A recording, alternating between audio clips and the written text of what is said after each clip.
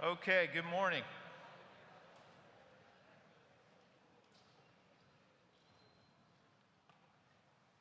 So welcome to the fifth week of this semester and what is the last week of the mid-quarter for the third quarter. A few introductory announcements. First, we have a concert scheduled for this Sunday, a jazz concert. And Valentine's concert, I guess. And that concert was originally scheduled for 5 p.m., but now is moved to 2 p.m. Because we know that many people wanted to watch the Super Bowl and we didn't want to have that conflict for them. So remember that concert is at 2 this Sunday instead of 5. We'd like to recognize together Ben Locke, who earned his Eagle Scout. Join me in recognizing Ben.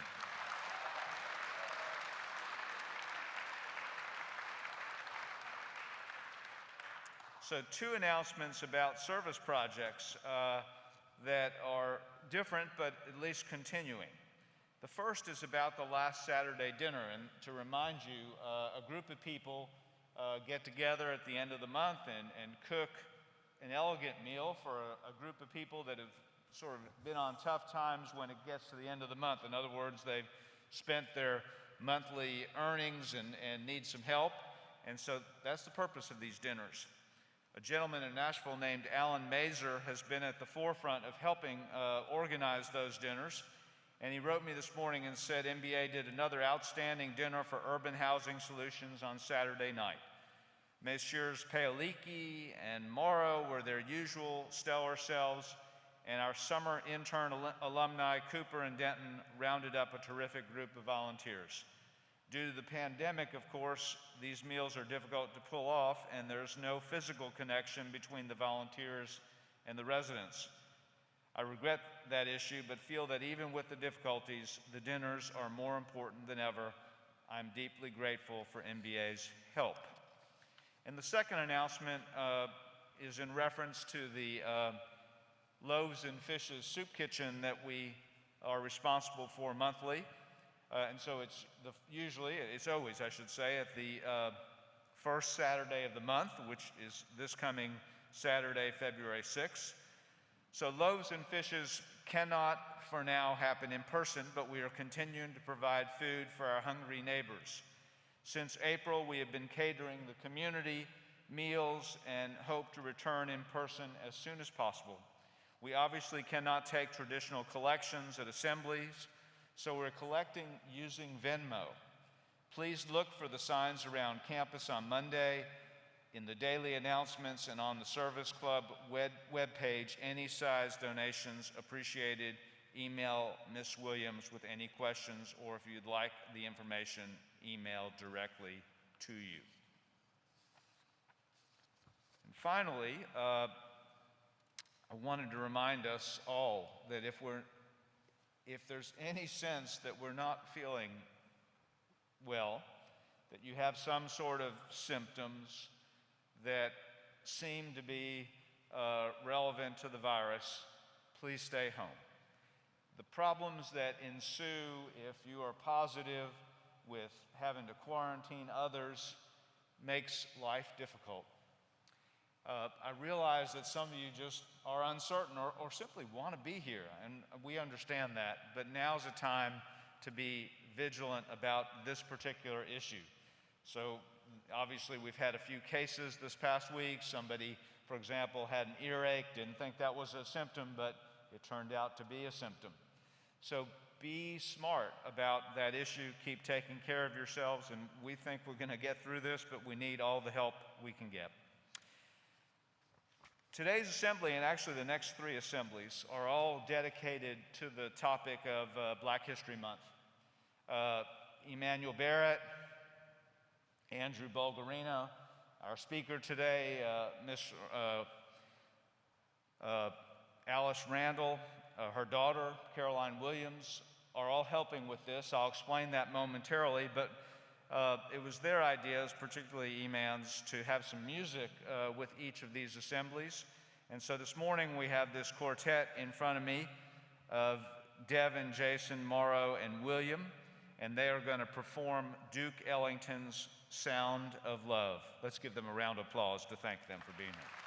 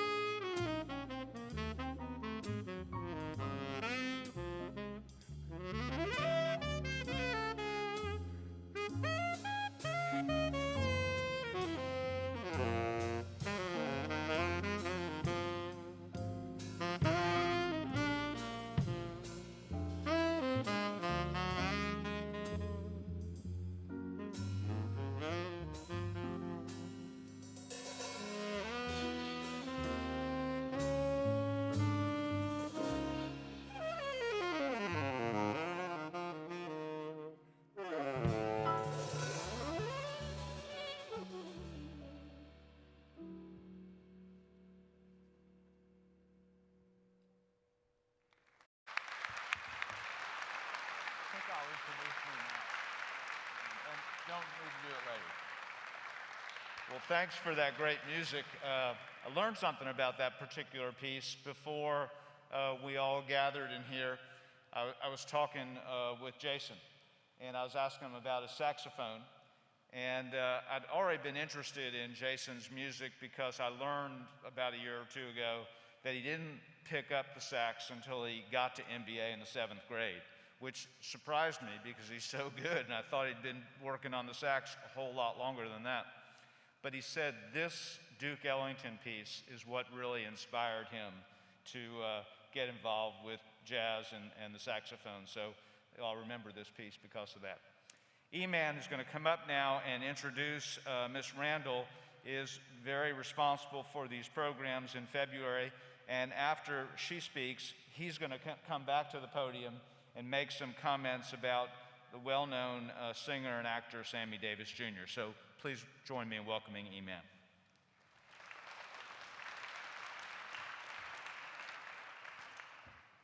Thank you. Miss Alice Randall is a New York Times best-selling novelist, award-winning songwriter, award-winning cookbook author, popular essayist, and professor. She has a primary appointment in African American and Diaspora Studies at Vanderbilt University. She graduated from Harvard University in English and American Literature in 1981 and received an honorary doctorate from Fisk University in 2012. She also worked alongside Mr. Joya regularly, and you might remember her daughter taught here a few years ago, Miss Williams. So please join me in welcoming Miss Randall. Thank you. Let me begin with more thanks. I thank Emmanuel, and I particularly thank Mr. Joya for so many years of collaboration and for a kind and generous invitation to speak with you this morning to kick off Black History Month. President Ford initiated public celebrations of Black History Month in 1975. His first address was called A Message. And since 1996, the last quarter of a century, all presidents, Republicans and Democrats, have issued a presidential proclamation acknowledging the importance of Black History Month and a yearly national honoring and celebration of Black History Month. So I thank Carter G. Woodson for inventing Black History Month and giving us that rare thing that's even more precious this year, something that all presidents and both primary parties have agreed on, Black History Month. Today we're going to talk about Black Bottom. That's a map of Black Bottom behind me, a neighborhood in Detroit. My novel is narrated by Ziggy Johnson, who you see over my other shoulder. And I'm going to tell you something that you probably don't know, that in the mid-20th century, Detroit's Black Bottom, a neighborhood you probably never heard of, but that your Duke Ellington, who you've heard from this morning, loved and knew so well. Black Bottom was a vibrant Black neighborhood that rivaled New York's Harlem and Chicago's Bronzeville in terms of importance to Black arts, Black labor movements, Black politics, Black fashion, Black sports. Some years, some ways, the impact of Black Bottom on African American life eclipsed the influence of Bronzeville and even Harlem. The first Black poet laureate of the United States, Robert Hayden, rose from Black Bottom. Boxer Joe Louis, sport's first international Black sports superstar, rose from Black Bottom.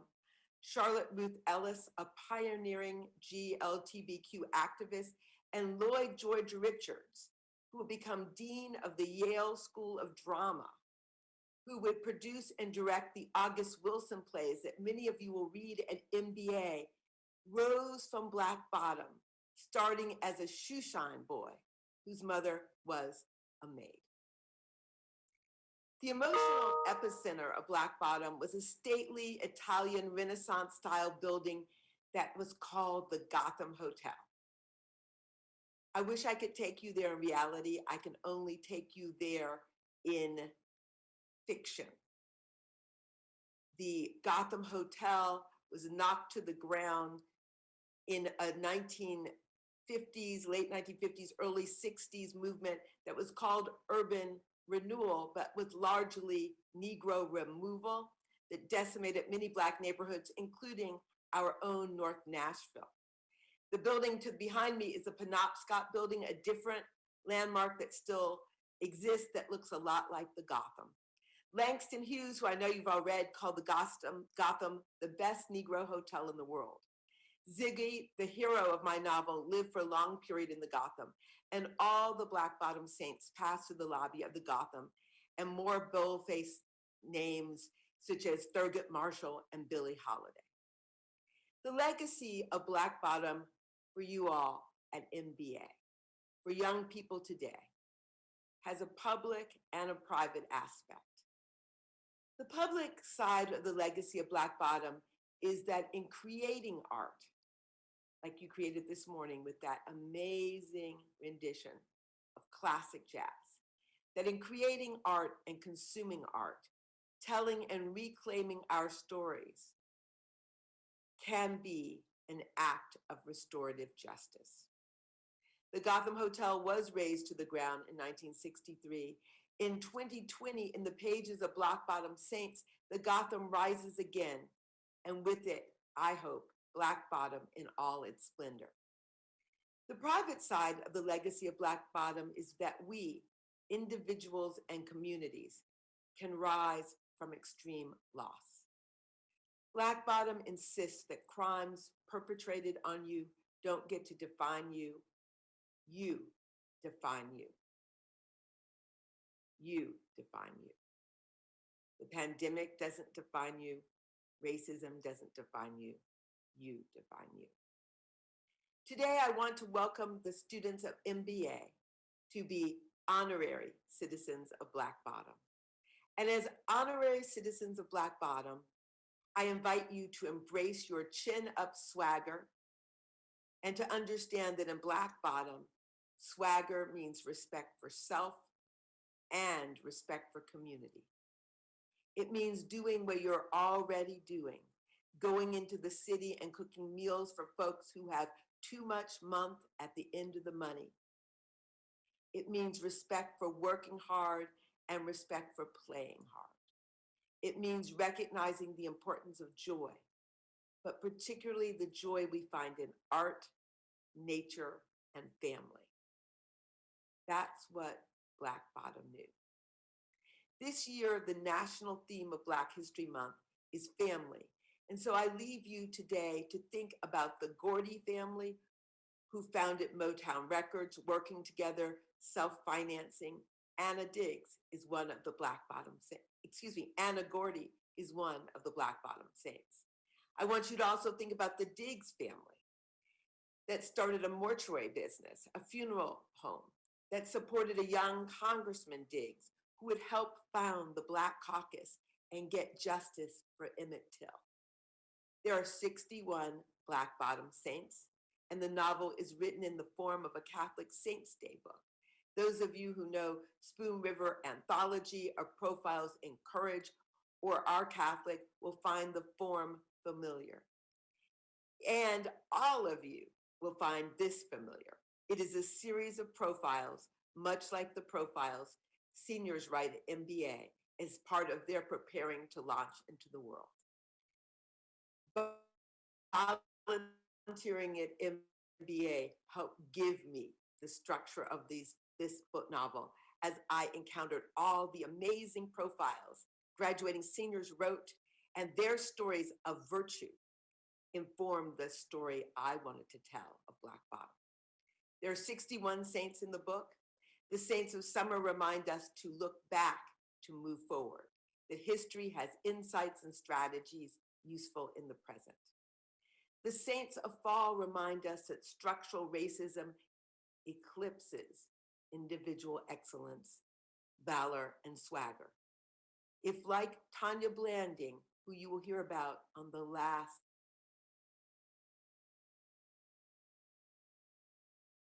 the age of 4, weighing 40 pounds, you don't get to move from trauma to transcendence.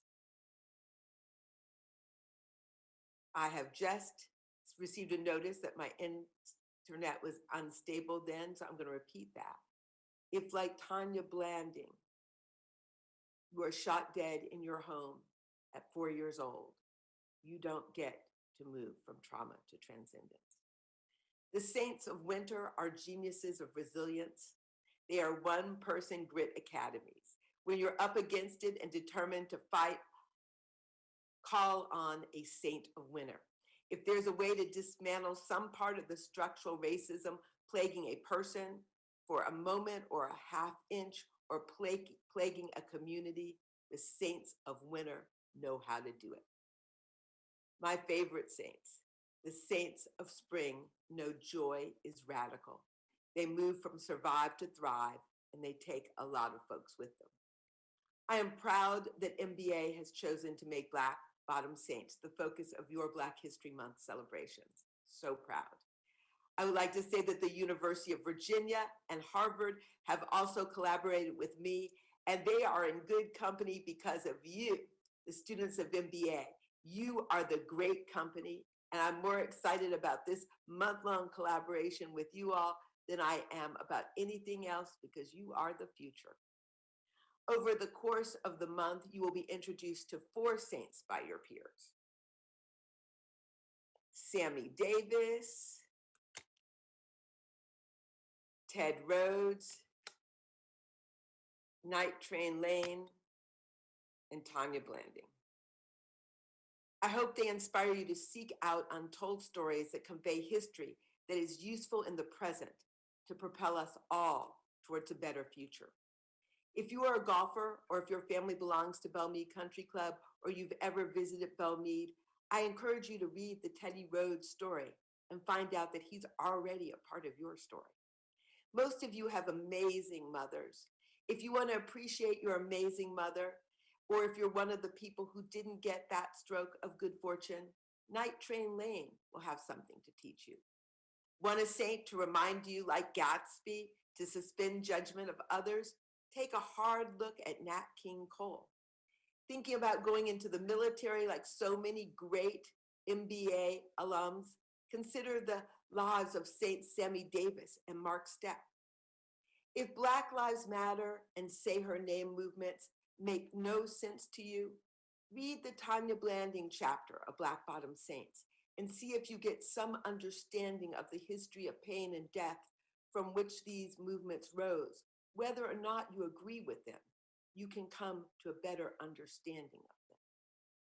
Saints are people, virtuous people, who remind us that we are put on this earth to help each other. And that when we help each other, when our community is vibrant, we can rise from the ashes of COVID, rise from the ashes of partisan strife. Yes, ultimately, the biggest theme of Black Bottom Saints is we can rise from the ashes. That's a motto of the city of Detroit, and it's the epigraph of my novel.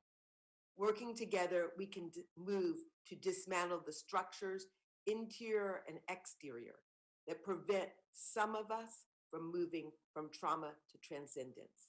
Structures that erase the history that might inspire us. Why don't you already know about Black Bottom? Isn't it wonderful? I hope you will find that Mr. Joya and the amazing faculty and staff at MBA are bringing the story to you now in alliance with me. It is wonderful to me, and I am greatly appreciated and appreciative. I invite each of you to read Black Bottom Saints and discover the saint you need, the saint you are most like, or simply the saint whose life brings you joy. And I invite you to engage with the history of racism and structural bias that provided context for the Black Lives Matter and Say Her Name movement. In the words of William Faulkner, the past is never dead. It's not even past. And I, Alice Randall, daughter of Black Bottom, say, the past is living and teaching us. I leave you with an African word, Sankofa. Let's move back to move forward. Let the Black Bottom Saints come marching into your life this Black History Month. carried high by Iman. Thank you.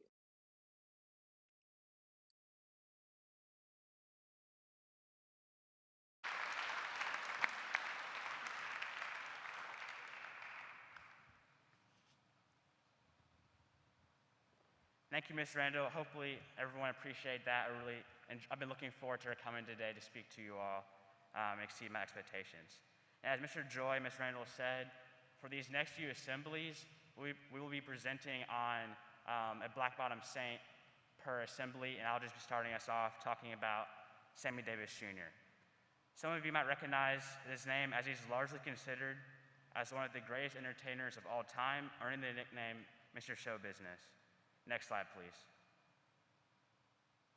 Born in Harlem in 1925, he spent a lot of his time with his father, Sammy Davis Sr., and his uncle, Will Maston. They took him on tours of all sorts of performances, getting him early exposure to the spotlight.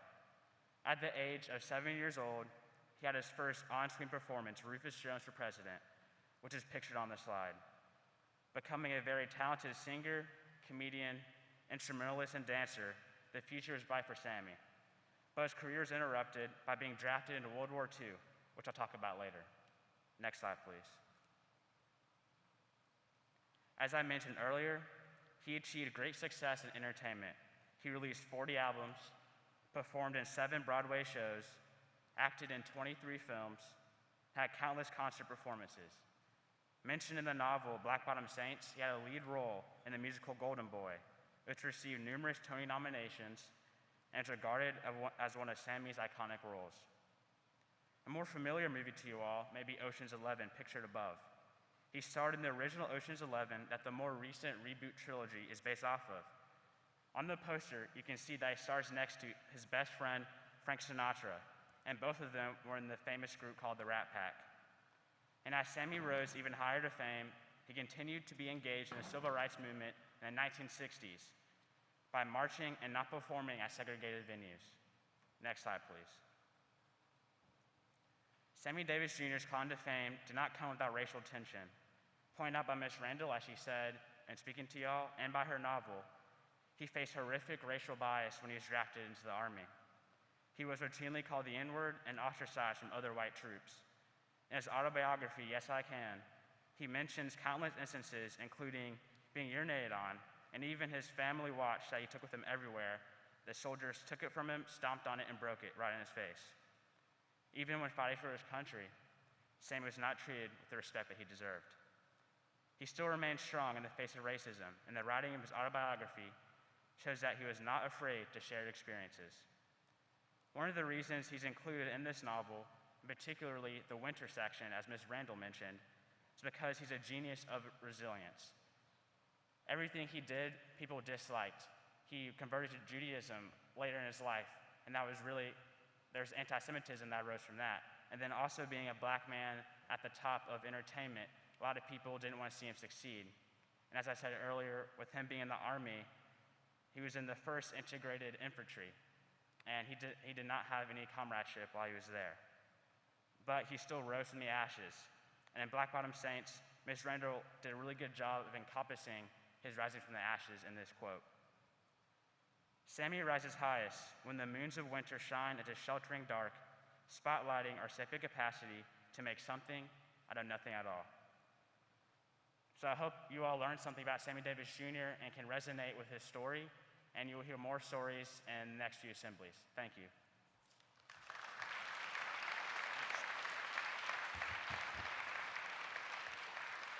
Thank you, Alice and Eman. Breckenridge and Thomas are going to come up now and talk about an opportunity for a number of students for an upcoming youth summit.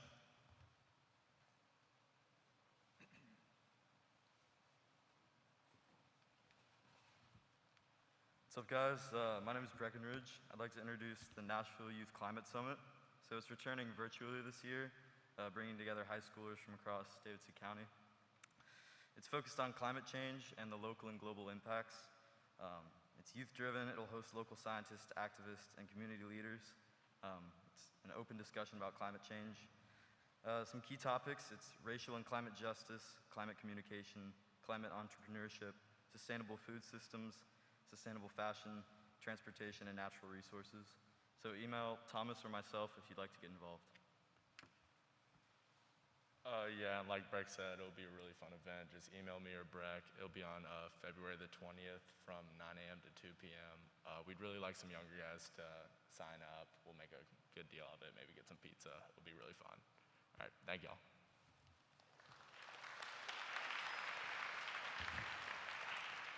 Thanks, Thomas and Breckenridge. I'm glad to see a number of people are interested in this, and so please follow up with them on those issues. Last week, we didn't have as many basketball games, unfortunately, because of COVID. We had some wins and losses. Our wrestling team defeated Brentwood Academy last week, and they traveled to Chattanooga and swept the region. They defeated Notre Dame, Boyd Buchanan, Chattanooga Christian, and Knox Webb. The team will now wrestle Christian Brothers in the first round of the state duels this Saturday. Our riflery team fired a best 15-12 to hold on to second place of a 4-week Plattsburgh small bore national tournament. 10th grader Robbie Brown led the Big Red. NBA hosted the USA Shooting Junior Olympics at Rochford Range, while the JV squad traveled to Anniston, Alabama to represent NBA in a competition. Junior Max Buenahora took the silver medal in the Olympic air rifle and bronze in small bore, while Robbie Brown earned silver in small bore and bronze in Olympic air. Our hockey team defeated Mount Juliet in a really great and competitive game, 4-2. And that victory means they now head to the state championship as the only undefeated team in the league. That game is scheduled now for Wednesday, February 10th. We'll have more information next week at Assembly. And following up on today's great presentations about Black History Month, Ms. McMahon, our librarian, has done a PowerPoint that'll be on some of the screens around the campus. I appreciate your attention and hope you have a great week.